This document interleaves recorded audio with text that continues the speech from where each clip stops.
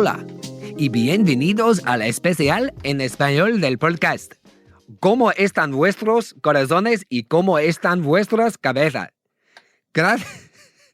Gracias por tu apoyo. Significa el mundo para mí.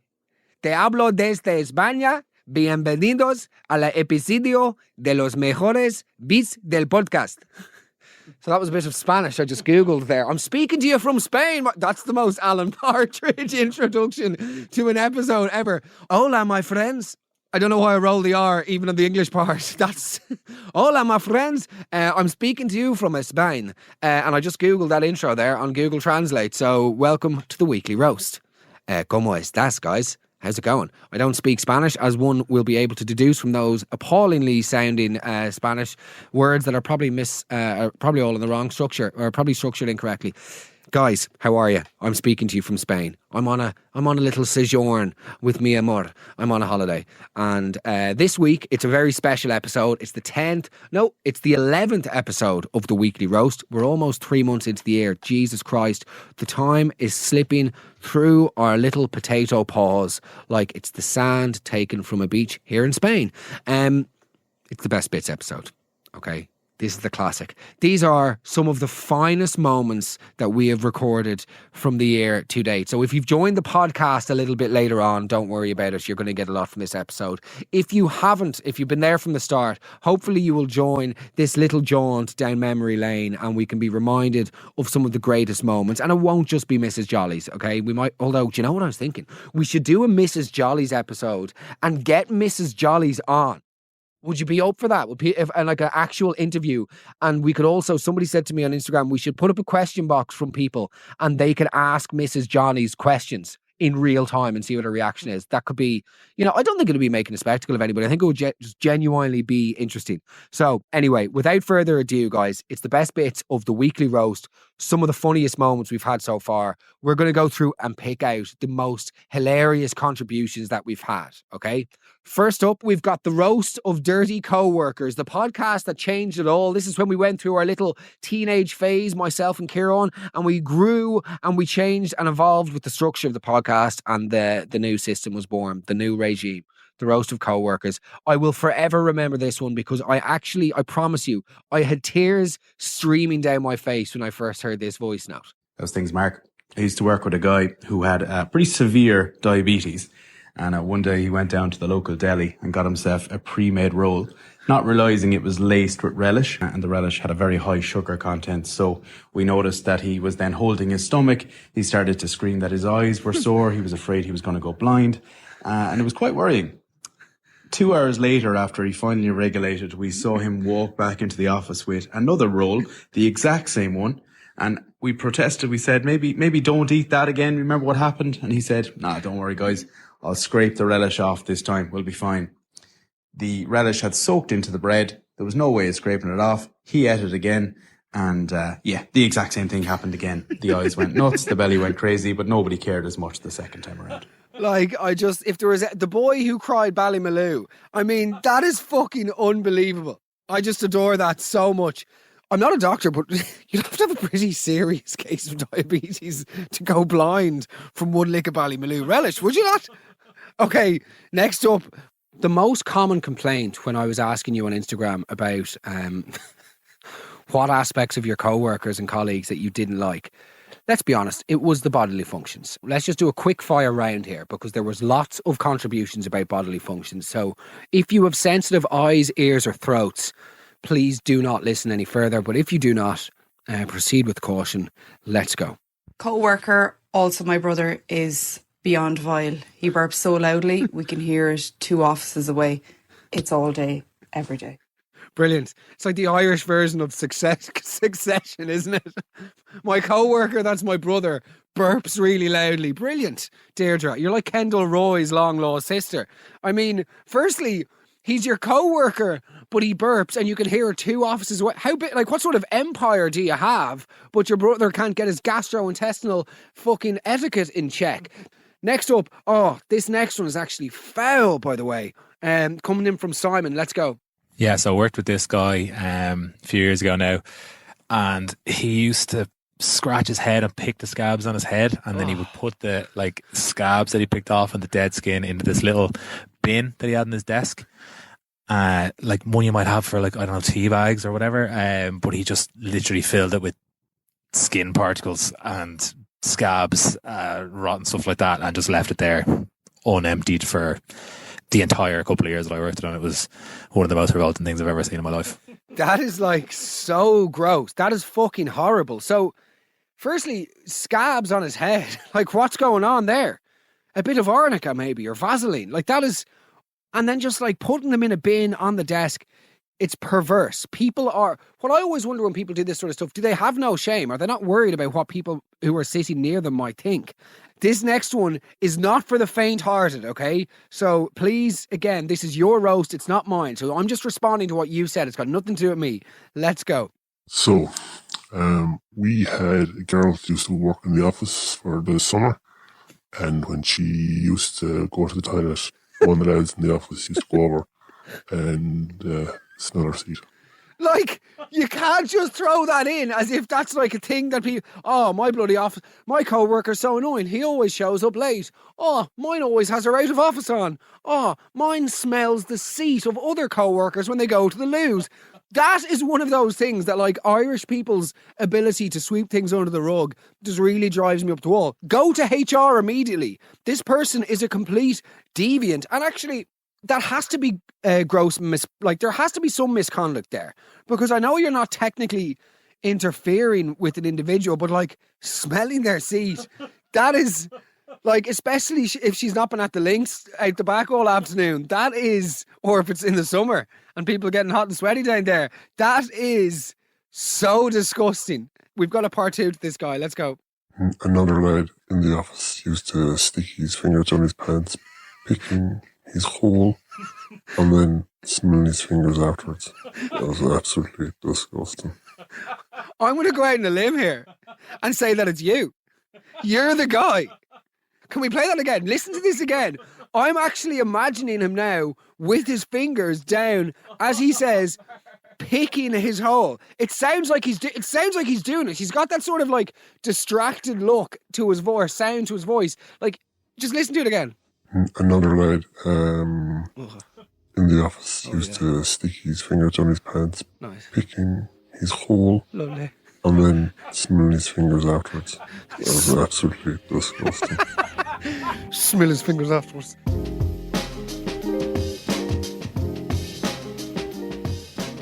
Then, of course, we had to take a melancholic turn and look at the ways that we sometimes said goodbye to people in our lives. And we did the roast of bad breakups. And let's be honest, this one was easily the best. Okay, I don't know whether this story is suitable for the public domain, but it's 100% true and quite a bad breakup and one of my worst ones, and I've had many.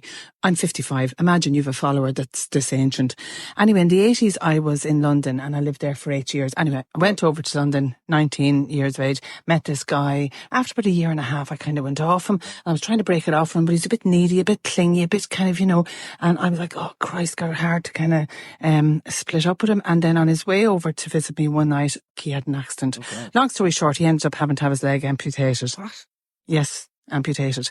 Can you imagine? No. Right, so I couldn't clearly split up with him then or break it off with him. You're not going to break it off with a fella who's just lost his leg. So I had to wait for a year after that, and then I finally split up with him. And I was that stage, I was emotionally and physically drained. But anyway, so I split up with him. And then after that, he used to chase me around the town on his crutches, shouting, "You took my leg, you took my future." It was extremely traumatizing. And I was like, oh my God. So now even the sound of crutches gets me a little bit tense, which is really unfortunate because I ended up going into a career in nursing. So I have 2 daughters now, and the one bit of advice I give to them is the minute you start going off someone, get rid. Don't wait around. You never know what's going to happen. Okay, like that is world class. And I respect your honesty so much. And thank you for contributing to the show. But hold on a fucking second now. Excuse me for cursing. And I'm sorry for cursing. Hold on a second. You took my leg and you took my life. Why have you reduced this man to an incoherent, island-bound pirate who's been left alone, cast away for a decade in the middle of the ocean? I mean, okay, let's just start at the start. You moved to London in the 80s. Let's be honest, Kilburn. Okay, you moved to Kilburn in the 1980s, like many Irish people did. You fell in love. That's a great start. Tragic that the guy had the accent that he had. For you to then complain of being emotionally and physically drained is sort of, I mean, the guy had to get his leg amputated. Last but not least, his descent from, rock and roll into sort of local loon, wandering around, in hurling abuse at you was very quick. I feel like there's a missing part of this story. But Anne, thank you for contributing. And I also wish you very well. I wish both of your daughters very well. And you're dead right. If something, your gut is almost always right. Moving on now. This voice note is called, I'm going to title this one, Detective Itchy versus Scratchy. I really, really did not see this going where it went, okay? So all I'll say is bear with it, because I started it, sort of like Game of Thrones. I started it and was like, meh, like not really going anywhere. This is not going to be entertaining. And by God, does it take a turn. So, let's go. So basically, I was seeing this lad a couple of years ago, and he started complaining about constantly scratching. And he said he was going to the doctor, and when he did, he rang me after coming out, giving out that he had scabies. And it must be my fault, because I was working in a play school. The I was working in was closed for the summer, and this is July or August. So it didn't really make much sense to me how I would have got it first. And I didn't really have any symptoms until after he got his. So I was kind of like really confused. Okay. And I treated myself, and that was the end of that for me. But I was away with the girls for the weekend, and next thing he got him again. So I was like, this didn't really make sense. So there was something here to me that was not adding up. I kind of stayed quiet about it, and I did my bit of investigation, as girls do. And I realised that there was a couple of people in the town who were all connected to this one girl who had scabies. So I said it to him, and when I said it to him, he went absolutely pale. So I was like, oh, there's something going on here. Here we go. So it turns out he was cheating on me with her. Dirtbag. She had him. She had given him to a load of other people. Yuck. And he was trying to accuse me of giving it to him. Just turns out he was a cheating bastard. I mean, okay, firstly, I'm not going to tell you guys what part of the country that was from, but let's just call it Scabereen in West Cork. No, it wasn't. That, firstly, a scabies outbreak resulting in some sort of web of philandering is phenomenal television. I'm looking forward to the Netflix documentary. Can we just clarify though, scabies isn't an STI. It's something that they're like mites that appear generally in they're like bed bugs. They're effectively the European version of bed bugs that you get over in the US, I think. Pirates not get them. No, that's scurvy. Close enough. Pirates got scurvy and sailors because that's a vitamin C deficiency. Yeah, that's very good detective work. I'm really sorry that you had that experience, and you were right. He was simply a cheating bastard. But I love the amateur sleuth. Easy Google searches. The amateur sleuth in activities there. Well done. Now, let's just cut straight to the chase, if you'll allow also the pun. So my bad breakup story is that I was with a guy for a couple of years, and he called around to my house to meet up or whatever, and I just knew I was going to break up with him. So I went out to his car, and we sat in the car for a couple of hours chatting and, trying to resolve things, whatever, but I knew I wanted to break up with him. So that was that. And I got out of the car anyway after a couple of hours, and I had to go around the front of the car to get to the gate of my driveway to get into my house. And as I started walking around, he started revving the car. And I was like, surely not. Surely he's not going to run me down. But no, he did. Well, he didn't run me down, but he revved so hard that I had to literally run to dodge the car and run through the driveway.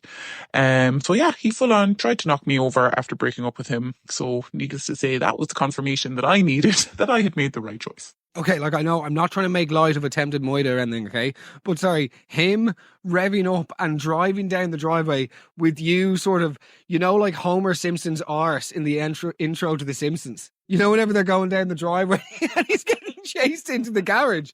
That's like you running into your parents, be like, help me, Ian's outside in the fucking Nissan Passat and he's trying to run me over because I'm giving him the boot.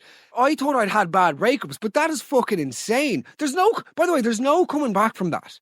There's no like, look, we were on holidays and we said that we'd be open to seeing other people. Like, I know we didn't formally discuss it, but we sort of half did, and I thought that you accept, blah, blah, blah. This is, you tried to run me over in your car, okay? You were also playing Club to Death when out of the stereo when you were doing so. You've lost your fucking mind. Oh, would you not understand that I do that because I love you so much? Do you know what I mean? Freaks.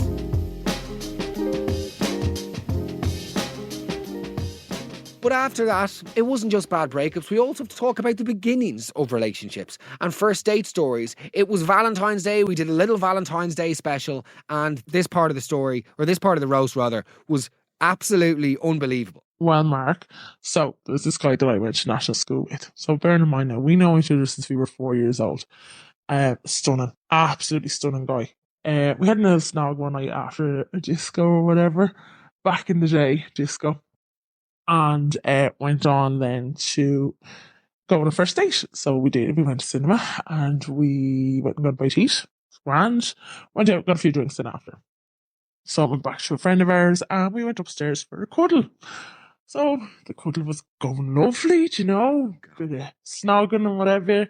And went on then and we were fooling around a bit more and it was leading up to sex, which was grand, And we were there anyway, and he proceeded to think he had entered. He did not enter me. He proceeded to fuck the pillow, which was under my back. And yeah, he had a great time, and I lay there, still waiting for me jollies. Dad!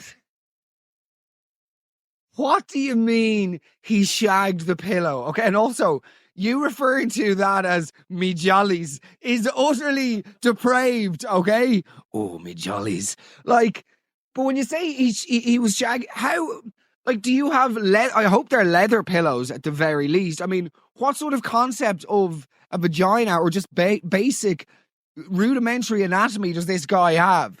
He didn't shag the pillow for the entire thing. And surely if he was, right, and if you're lying there and he's coming in, like, surely there's like, no, but the moves always have to happen. But as surely as always is the case, there would have come a moment when he goes like, is it in? Do you know what I mean? Since God was a boy and people have had sex, there is one moment it's like, is that okay? Is that in? Because it's not like the movies. That's the reality, by the way. Movies and pornography and the media have convinced us that sexual activity is very, very different to how it really, and how it really transpires. And there was always a moment, from what I've heard, whenever somebody goes, is it in? He didn't shag the pillow. Did he climax?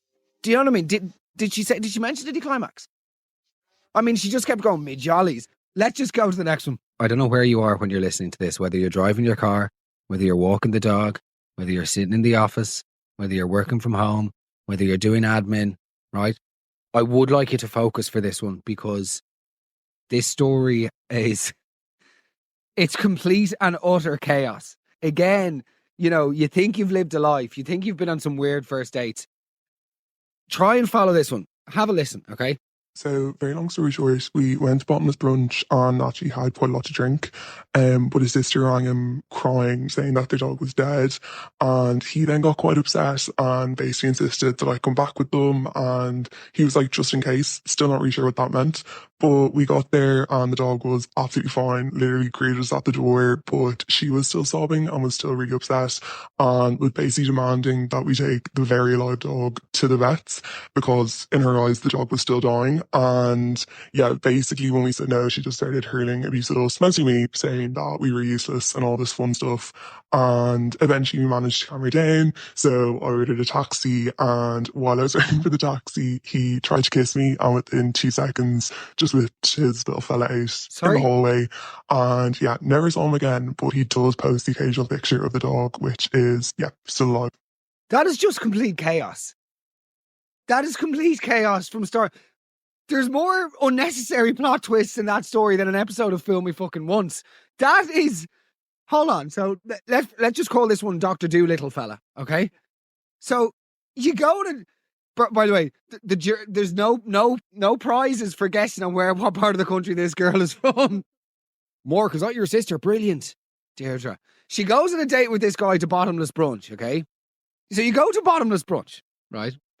You get drunk. That's fine. The guy, it's an interesting call for a first date. I think fair play to you, but it is like, no, actually, usually bottomless brunch is real like, it's Sarah's birthday, so the girls are all going to bottomless brunch. Work, but you know what I mean? That's the sort of buzz of bottom. There's always a sash involved. Do you know what I mean? And prosecco and orange juice, and then like no one's eating the French toast. But then like because it's bottomless brunch, the food always gets left on the plate for the whole day. So eventually, like, anyway, this isn't a roast of bottomless brunches. Like, is it possible to go for a brunch these days without having a drag queen at it performing karaoke? That's, by the way, that's not against drag queens. I just don't know if it's. Anyway, you go on a date to bottomless brunch, right? And you get drunk, fine. The guy gets a phone call from his sister to say their dog is dead. That is devastating news. And then you sort of say like, oh, he gets a bit upset. Well, of course, like, but I feel like there's a suspicion in your voice. Anyway, you go back to his house and then the sister starts hurling abuse at you. What is going on? I feel like I'm not getting the full story here. What's going on? She's demanding you to bring him to the vet. And then, last but not least, the guy goes in for the kill. He goes in to kiss you. And within a minute, pulls his penis out of his trousers in the hallway. What the hell is going on here? This is completely unacceptable. You get back to the house, okay, where you're met with, at the front door, a dog with the waggy tail. And then when you're leaving the house, you're met with the guy with the waggy willy. Brilliant. It doesn't even make sense. Brilliant. A waggy willy. What the hell is a waggy willy, Mark? Stop trying to put sentences together to make sense that don't. This is why day drinking, brilliant, Mark, you weren't good at any type of drinking, but this is why day drinking is just such a bad idea. Like, it's all just chaos. It all just results. It's like 3 o'clock in the day and, the wheels just fall off entirely.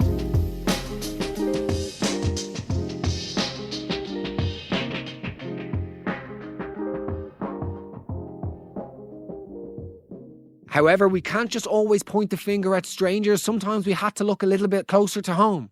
And this week, we did the roast of our in-laws. Probably the most divisive roast of all time because I had a lot of things that were unpublishable, and also it resulted in lots of you telling me just how much you hated the families that you have married into. However, this part of the roast is the one that I found to be the most enjoyable.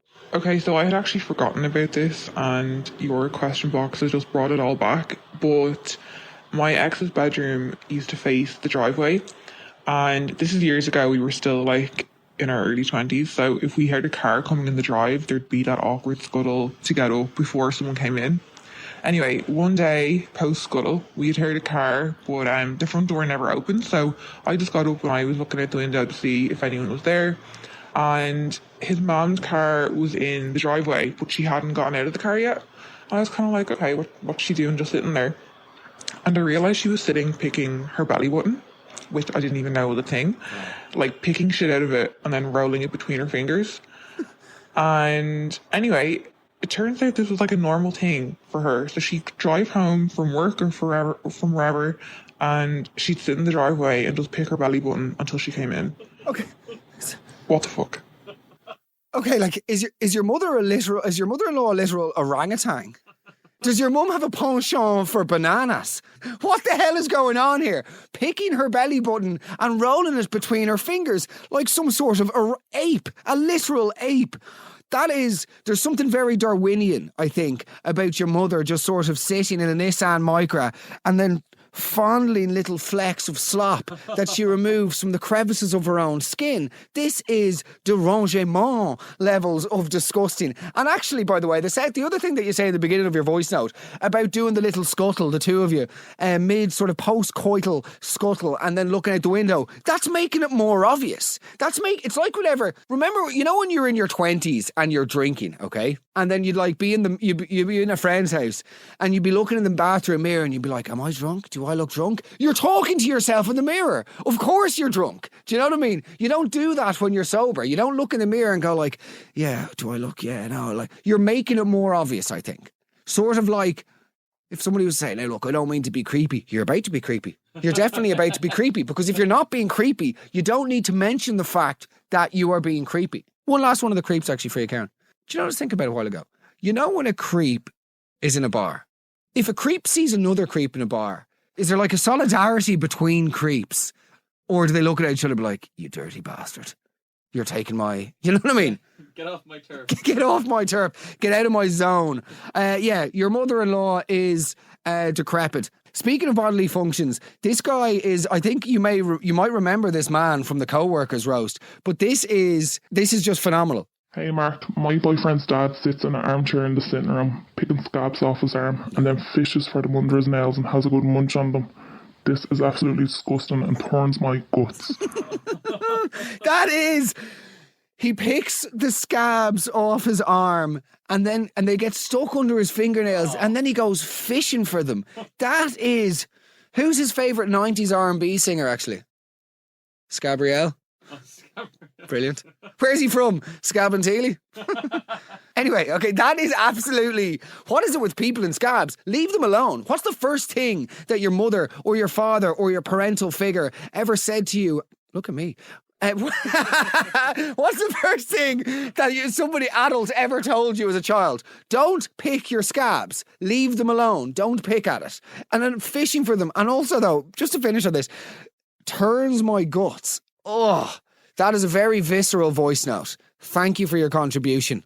Right, guys, I've got one for you here. Okay, please keep it on for the sake of my marriage, but my mother-in-law has pictures of our wedding day all over her house and I am cropped out of all of them. There's one of them where it's literally just me and my husband. He's looking right at me and she cropped me out so much that you can just see the side of my head. So yeah, I really feel loved. What sort of Josephine Goebbels-esque lady is this person? Cropping you out of... People are shameless. People are shameless and they're unsubtle and they're so unbelievably obvious, staggeringly obvious with their shade. Surely somebody should say something. If Claire Garrahy was to so much as crop me out of one single wedding picture, I'd be sneaking over to the gaff when her and Eugene are asleep with a box of sellotape and Pritt stick. Do you know what I mean? I'd be gluing myself all over the gaff. I just can't believe people think that they can get away with this sort of stuff.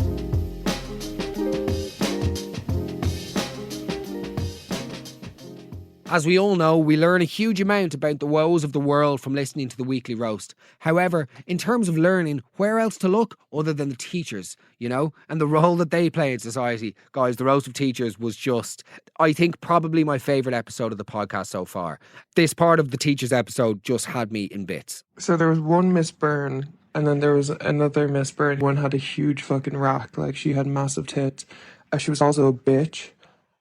Good stuff. Just saying. But yeah, she was big tits Miss Byrne, and then the other one was just Miss Byrne. Like she had average size tits or whatever, but just nowhere near in comparison to big tits Miss Byrne. Good stuff. Yeah, like I suppose that's one way of establishing the difference between two people. Who signed off on that as a nickname? That is the laziest. Big tits Miss Byrne. Who signed off on that? Are you guys, just before we sort of release this to the masses, are you sure this is what we're going for? Yeah, I think big tits Miss Byrne is decent. There's nothing else we could use to ascertain the difference between the two Miss Byrnes. Well, like what? Well, one of them teaches science and the other teaches PE. I don't know about that. One of them has an eye patch. Nah. The walking stick. Nah. The criminal record. Nah. Big tits Miss Byrne. Brilliant. There was a guy in our class growing up. They used to call him Small Dick Mehigan. No, actually. Okay, next one. Let's go. So in 2012, I had the same teacher, and when we returned after the summer break, the teacher didn't show up to any of the classes, and we all thought that she had some bad illness or something because the school were keeping it very hush-hush. Anyway, we found an article in the Irish Independent reporting that she was sent to prison for impersonating a Garda to get some free petrol and food from our local garage. Supposedly her roommate was a Garda, so the teacher stole her uniform while she slept, went down to the local garage, filled up her car with petrol, took some food, and told the shopkeeper that she'll definitely return later with the cash because she was a guard, and never did. I think she was eventually cut out by her roommate and then sent to prison. Oh my God. As a matter of interest though, in terms of impersonating a Garda, what is the actual, what's the definition of impersonate? What did she do? Do you know what I mean? Did she just wear a super dry hoodie and show up 4 hours after she was supposed to be there? Brilliant. Do you know what I mean? Did she misuse the pulse system just to get the number of a hot person she'd seen in a coffee shop? Some of them do that, by the way. I know. In terms of impersonating a Garda, did she go to a music festival and rock up to a bunch of hedonistic 20-year-olds and be like, "Hello there, lads. Say, any of you have a number for This accent. any of you have a number where might be able to get some of those yucks they have doing around there, the little blue yucky ducks? Okay, look, now this time, before the podcast goes completely tits up, I want to play this one, right? This is just completely and utterly insane. I'd like to hear your thoughts on this. Part of me thinks that it isn't true, but then also part of me is like, it's far too niche for it to not be true. Hi, so in secondary school, I would say around second year, our home ec teacher, I don't really remember the reason behind us, got us to taste her breast milk, which was frozen in like Ziploc bags in the freezer, from a teaspoon in home ec class. I think we drew straws to do it. I don't know how it was decided. I think two of us did it and tasted cow's milk and compared it with that and had to write about it. Don't know what the purpose was. And I did find it weird at the time, but I still am in touch with the other people in the class, and otherwise I think I made the whole thing up. Like, what in the name of... Let's just think about the brain of that teacher for a second. Having dinner with her husband the night before. So, honey, how's work going? Oh, it's fine, you know. The boss is grinding me down at the moment, but I sure hope we get that Christmas bonus with the free turkey. What about you?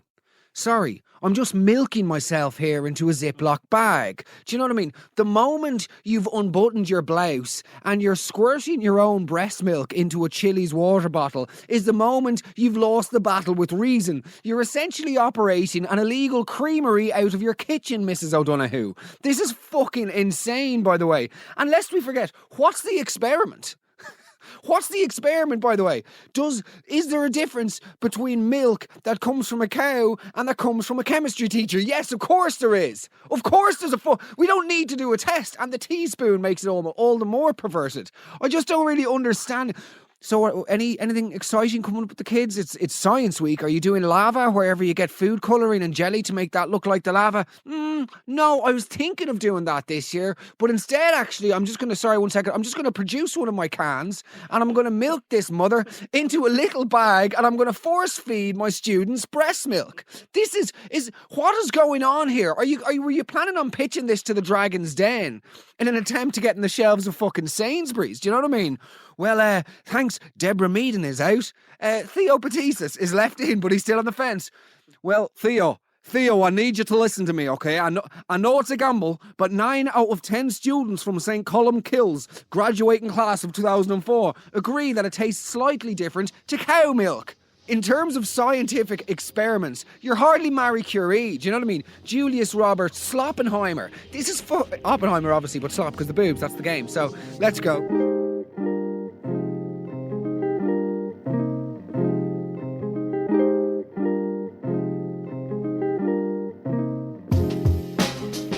There you go, guys. Thank you so much for listening. I really, really appreciate it. As you know, I am over in Spain, and thank you for everything. Thank you for just the book support, like live support, Instagram support, at Mehigan Mark, everything.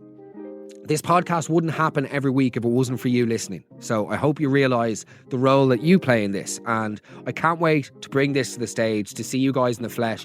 It's going to be the funniest, once we figure out the workings and mechanisms of this live show, it's going to be just so much fun. And also, just a little teaser here. Now that we're approaching the end of 12 episodes and, realistically a full season of the podcast, don't worry though, we're not taking a break. There's no breaks involved. This podcast is going to be here with you every single week. You don't have to worry. We're not going anywhere. However, we are going to the drawing board, and it might be time to bring in a guest. Who knows? Let me know what you think. If you'd like a guest, let me know who you'd like. Send me a DM on Instagram at Mehigan Mark. Guys, have a great Easter. Thank you so much for the support. I love you all. Mind yourselves.